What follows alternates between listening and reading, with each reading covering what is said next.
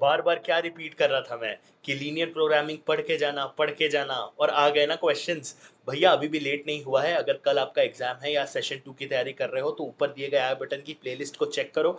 अब वो वायरल होना स्टार्ट हो गई क्योंकि बच्चों को एग्जाम के बाद पता चल गया है कि हाँ, लास्ट ईयर जो बात मैंने बोली थी ना वो सही थी। लीनियर प्रोग्रामिंग का ये वाला वीडियो देख कर जाना। So hello everyone, this is Ayush Gupta and you are watching maths magnets. तो बहुत बहुत स्वागत है आप सभी का एक बार और मेरे चैनल, आपके चैनल मैथ्स मैग्नेस में।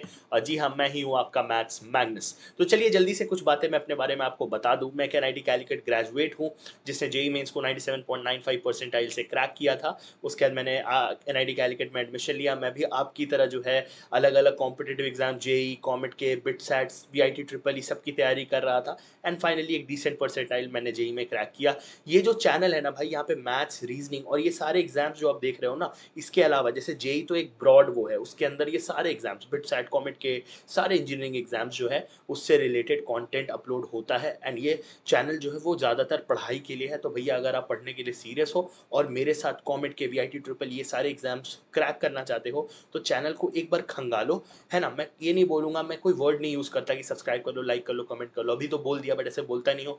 बट अगर आपको इस चैनल का कुछ समझना है ना तो अपने पास रखो, चाहे जैसे रखो, ठीक है। चाहे उसकी लिंक रख लो व्हाट्सएप पे डाल के, मत करो, लेकिन भाई रखो। इस चैनल को समझो, ये आपका चैनल है, इसको अपने पास रखो, यूज करो इस चैनल का, ठीक है। सेशन 2 फाड़ने वाले, कॉमेट के फाड़ने वाले, सारे एग्जाम्स मई में है, अभी भी एक महीना है।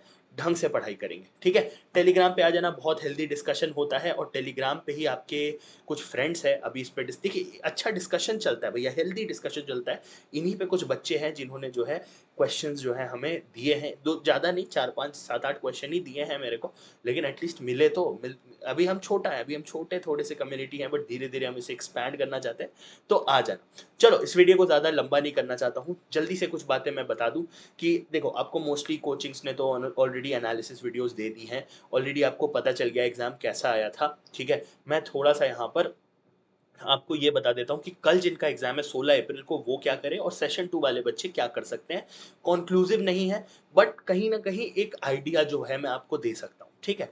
अब सुनो, ये मैथ्स का चैनल है तो पहले मैं मैथ्स से ही स्टार्ट करूंगा। भैया देखो, मैथ्स के बारे में सब बोल रहे हैं कंपैरेटिवली मच ईजियर आई थी, बट लेंदी थी। मैं हमेशा बोलता हूँ मैथ्स लेंदी ही आएगी, क्योंकि मैथ्स में कैलकुलेशन होता है। कभी आप नहीं सुनोगे कि मैथ्स बहुत ईजी थी और तुरंत हो गई। मैथ्स थोड़ी सी लेंदी हमेशा आएगी। 6.5 डिफिकल्टी, अब मैं ऐसा क्यों बोल रहा हूँ, क्योंकि लोगों ने फिजिक्स को अराउंड 7.5 टू 8 और केमिस्ट्री को भी 7.5 टू 8 दिया है।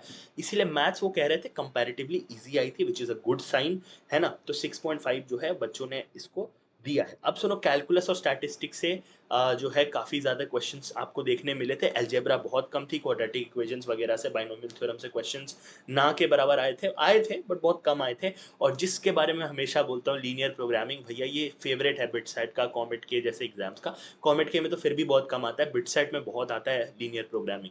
3 से 4 क्वेश्चन भैया करके जाना। और जिस टेलीग्राम चैनल की बात कर रहा था, ये देखो कुछ कुछ क्वेश्चंस हमें दिए थे, जिसमें से मैंने कुछ का स्क्रीनशॉट लगा दिया है। यहाँ अगर आप देखोगे तो डेफिनेट इंटीग्रल का सवाल है ना। ये देखोगे तो इंडेफिनिट इंटीग्रल का सवाल है ना। और यहाँ पर आप देखोगे तो वो एलपीपी का एक सवाल है जो इस साल आया था। और ऐसे क्वेश्चंस मैंने जो है ऑलरेडी वीडियो में कराए हैं, तो जाके एक बार चेक जरूर करना उस वीडियो को। बहुत मैंने ट्रिक बताई है, पूरा प्रोसेस मैंने नहीं बताया, ट्रिक से कैसे क्वेश्चंस का आंसर लाया जा सकता है वो मैंने आपको बताया है। इवन ये भी बताया ऑप्शंस को कैसे चेक कर सकते हो, तो जाके एक बार चेक जरूर करना। वहां पर आ जाओ ताकि हम भी थोड़ा डिस्कस करें टेलीग्राम पे। लिंक आपको डिस्क्रिप्शन में मिलेगी, नहीं तो आपको कमेंट सेक्शन में मिलेगी, नहीं तो डायरेक्टली टेलीग्राम पे मैथ्स मैग्नेस सर्च कर लेना। चलो काम की बात पे वापस आओ। फिजिक्स के बारे में लोग क्या कह रहे हैं, कैलकुलेटिव है बट स्कोरिंग है, क्योंकि थ्योरेटिकल क्वेश्चंस भी थे। लोगों ने इसको 50 मिनट से भी कम में सॉल्व किया है, तो दैट्स अ गुड साइन। लेकिन यहाँ पर जो क्वेश्चन आए थे वो कुछ रिमूव्ड और डिलीटेड क्वेश्चन नहीं, मतलब पोर्शन से आए थे। पोर्शन बोल लो आप इसको, जो आपके एनसीईआरटी में है, लेकिन हो भी सकता है, नहीं भी हो सकता है, लेकिन बोर्ड्स जो है वो उसको कंसीडर नहीं कर रहा है। जेई ने भी उसको कंसीडर नहीं किया है। तो 2 से 3 क्वेश्चन फिजिक्स के अंदर ऐसे देखने को मिले थे, लेकिन थ्योरेटिकल क्वेश्चंस थे। तो अगर आप, मैं हमेशा बोलता हूँ, इसको अपना वो बनाओ फेवरेट, एनसीईआरटी को अपना दोस्त बनाओ, थ्योरी को थोड़ा पढ़ के जाओ, ठीक है। अब आते हैं यार केमिस्ट्री के ऊपर। तो केमिस्ट्री का लोगों का कहना है कि लेंदी थी। अब केमिस्ट्री लेंदी क्यों थी जरा सुनना। फिजिकल केमिस्ट्री बहुत ज़्यादा आई थी और इनऑर्गेनिक बहुत कम आई थी। अब भैया फिजिकल ज़्यादा आएगी तो प्रॉब्लम तो आएगा। और फिजिकल में लोग बता रहे हैं कि केमिकल काइनेटिक्स, ठीक है, केमिकल काइनेटिक्स और दूसरा आपका इलेक्ट्रोकेमिस्ट्री। इससे बहुत ज़्यादा क्वेश्चंस आए थे। ठीक है, इन दोनों से बहुत ज़्यादा क्वेश्चन आए थे। अब मैं ऐसा नहीं बोल रहा हूँ कि इससे वापस आएंगे कल वाले शिफ्ट में या हो सकता है सेशन 2 में, ऐसा ज़रूरी नहीं है। देखो, जितना मुझे पता है बिटसेट का जो पूरा सिस्टम है ना, वो ऐसा है कि वो भंडार ऑफ क्वेश्चंस प्रिपेयर करते हैं और आप एग्जाम देते हो, उनको खट खट खट खट वो फेंकता है, वो भंडार में से क्वेश्चन फेंकता है। ठीक है, तो हो सकता है उन्होंने भंडार ऑफ क्वेश्चन जो आज डाले, हो सकता है कल वो चैप्टर्स से ना डाले या थोड़े कम डाले, वो तो एग्जामिनर के ऊपर है। तो वी कैनॉट, मैंने वही बोला ना, हम कंक्लूसिव एविडेंस नहीं निकाल सकते कुछ भी। ठीक है, अगेन इसमें भी क्वेश्चंस आए थे रिमूव्ड और डिलीटेड पोर्शन से, 2 से 3 क्वेश्चन इसमें भी देखने मिले थे, बट अगेन डिफिकल्टी कंपैरेटिवली जो है वो फिजिक्स के लेवल पे थी, मैथ से डिफिकल्ट थी। समझ में आया? इंग्लिश एलआर की बात करें, एलआर कंफ्यूजिंग था भैया, एलआर में बहुत डिफरेंट टाइप ऑफ क्वेश्चंस आए थे, बट ऐसा मत समझना कि इस वाले में आ गए तो हर बार आएंगे। इसीलिए एलआर की भी प्लेलिस्ट तैयार हो चुकी है, जाके चेक जरूर करना। बिटसेट से रिलेटेड एलआर पहले करो और नॉन रिलेटेड बाद में कर लेना, जो दूसरे थंबनेल्स पे बनी हुई है, बट एलआर की प्लेलिस्ट या बिटसेट की प्लेलिस्ट पहले खंगाल डालो। ठीक है, इंग्लिश ईजी थी, लेकिन बात वही आती है कि ग्रामर बेस्ड क्वेश्चन थे, तो जिसकी इंग्लिश अच्छी होगी वो स्कोर करेगा, जिसकी नहीं होगी वो नहीं करेगा। अगेन डिफिकल्टी एलआर के कारण 7 कह सकते हो आप, लेकिन ओवरऑल ये इंग्लिश एलआर ही स्कोरिंग होता है, वेरी स्कोरिंग होता है। तो अगर आप इसको अच्छे से करके जाते हो तो आपके नंबर आएंगे। अब बात करते हैं कि भैया फाइनल रिमार्क्स क्या है सर आपकी, ये बता दो, क्योंकि ये सब चीज़ें तो हम हर जगह सुन चुके हैं। देखो भैया, रीड करो थ्योरी फिजिक्स के लिए, ये चीज़ कभी चेंज नहीं होगी, ये चीज़ वैसी की वैसी रहेगी।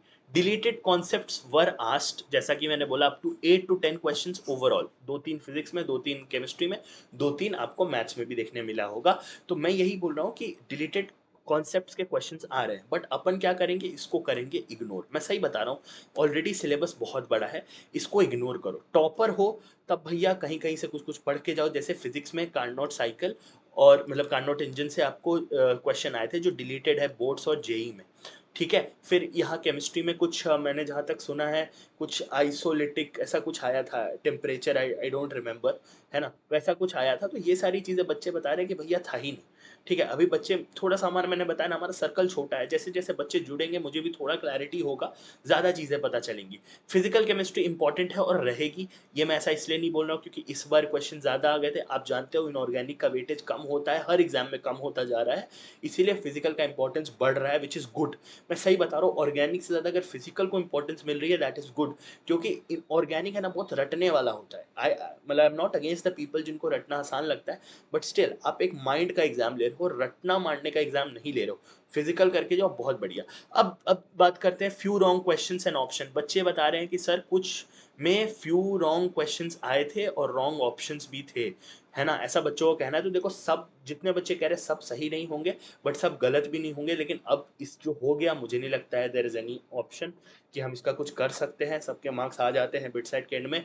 Again another second point of ignoring, छोड़ दो इसको, गलत था तो सबके लिए था। आई नो आपने इस पर टाइम वेस्ट किया है, बट मुझे नहीं लगता इस पर कुछ होने वाला है, और अगर हो सकता है तो प्लीज़ आप ईमेल्स वगैरह लिखो if you remember the question, और या तो बिट साइड अगर खुद से सामने से एक्सेप्ट कर ले तो बढ़िया है।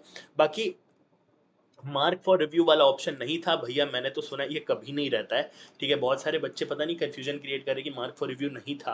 हो सकता है उन्होंने कुछ मॉक्स दिए हो जहाँ पर हो सकता है उनको जेई से याद आ गया हो कि मार्क फॉर रिव्यू होता है। तो भैया मार्क फॉर रिव्यू इसमें नहीं होता है। इसमें हाँ एक चीज़ होती है, स्टार लगा होता है क्वेश्चन के आगे, तो ये उन्हीं लोग के लिए है जो सारे क्वेश्चन अटेम्प्ट करेंगे, तभी उनके लिए वो खजाने वाले क्वेश्चन खुलते हैं। जो एक्स्ट्रा क्वेश्चन होते हैं ना, बोनस क्वेश्चन, वो उनके लिए खुलते हैं जो सारे के सारे क्वेश्चन अटेम्प्ट करते हैं। तो भैया ये था ओवरऑल एनालिसिस। मैं यही बोलूंगा, ये मेरे फाइनल रिमार्क्स है, इग्नोर करो जितना हो सके, फिजिक्स के लिए थ्योरी पढ़ो और फिजिकल केमिस्ट्री पे ध्यान दो भैया। बाकी मैथ्स की जिम्मेदारी आप मुझ पे छोड़ो, थोड़ा बढ़िया से इस चैनल को फॉलो करो। जो जो चीज़ों की डिमांड है ना, अपने डिमांड्स 2 तरीके से बता सकते हो, 2 तरीके से बता सकते हो। एक तो बता दो कमेंट्स में, ठीक है, कमेंट्स में पढ़ता हूँ। ज़्यादा बेटर होगा कि टेलीग्राम पे आ जाओ। ठीक है, इसके 2 फायदे हैं। आपका फ़ायदा कि आप थोड़ा बढ़िया से एक्सप्लेन कर पाओगे।